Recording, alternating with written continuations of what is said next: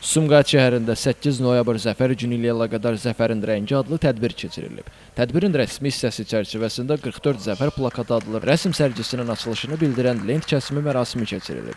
Milli Məclisin deputatı Səbinə Salmanovanın təşkilatçılığı ilə Sumqayıt şəhər Heydər Əliyev mərkəzində baş tutan tədbirdə Sumqayıt şəhər İcra Hakimiyyətinin başçısı Zakir Fərəcov, Azərbaycanın milli qəhrəmanı Polad Həşimovun anası Səmayə Həşimova, şəhid ailələri, qazilər, millət vəkilləri, şəhər ictimaiyyəti və media nümayəndələri iştirak ediblər. Tədbirdə Azərbaycan Respublikasının dövlət himni səsləndirilib. Ardınca vətən uğrunda canından keçmiş şəhidlərin ruhu bir dəqiqəlik sükutla yad olunub. Sükutdan sonra 44 günlük vətən müharibəsindən bəhs edən videorolik nümayiş olunub. Videoçarxda Azərbaycan ordusunun qəhrəmanlıq səhnələri, azad edilmiş şəhər və kəndlərimizin görüntüləri, eləcə də şəhidlərimizin xatirəsini əbədiləşdirən anlar yer alıb.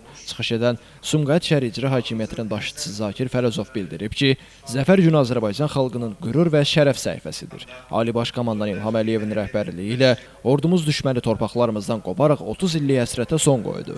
Bu qələbə xalqımızın birliyinin, vətən sevgisinin və əsgərlərimizin qəhrəmanlığının nəticəsidir. Biz şəhidlərimizin qanı ilə yazılmış bu tarixi qələbəni heç vaxt unutmayacağıq, deyə Zakir Fərəcov əlavə edib. Ardınca Milli Məclisin deputatı Səbinə Salmanova çıxış edərək tədbirin mahiyyətindən danışıb. O qeyd edib ki, bu tədbir xalqımızın qəhrəmanlıq tarixinin bədii təcəssümüdür. Zəfərin rəngi adlı bu sərgi gənclərin vətənə, şəhidlərə olan sevgisini göstərir. Bugün Sumqayıt şəhərində 8 noyabr Zəfər gününə həsr olunmuş Zəfərin rəngi adlı tədbir həyata keçirilir və tədbir çərçivəsində 44 Zəfər plakatı adlı sərgi nümayiş olundu.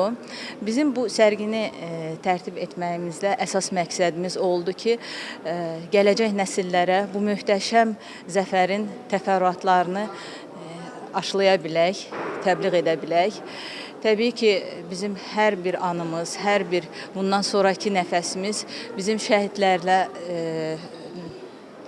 minnət hissi ilə, ordumuza minnət hissi ilə keçir və mən sevinirəm ki, bizim gənclər bugün belə coşqu ilə burada iştirak edirlər. Tədbirdə çıxış edən Azərbaycanın milli qəhrəmanı Polad Həşimovun anası Səmayə Həşimova şəhid ailələrinə göstərilən diqqət və qayğıya görə təşəkkür edib. Tədbirdə həmçinin şəhid ailələri, millət vəkilləri də çıxış edərək vətən müharibəsində canlarını fəda etmiş oğulların xatirəsinin bu kimi tədbirlərdə anılmasının əhəmiyyətindən danışıblar. Onlar şəhidlərin qəhrəmanlığının gələcək nəsillərə örnək kimi çatdırılmasının vacibliyini qeyd ediblər. Qeyd edək ki, 44 Zəfər plakatı adlı rəsm sərgisində nümayiş olunan əsərlərdə vətən müharibəsindəki birlik, mübarizə ruhu və qələbə sevinci bədii şəkildə ifadə olunub.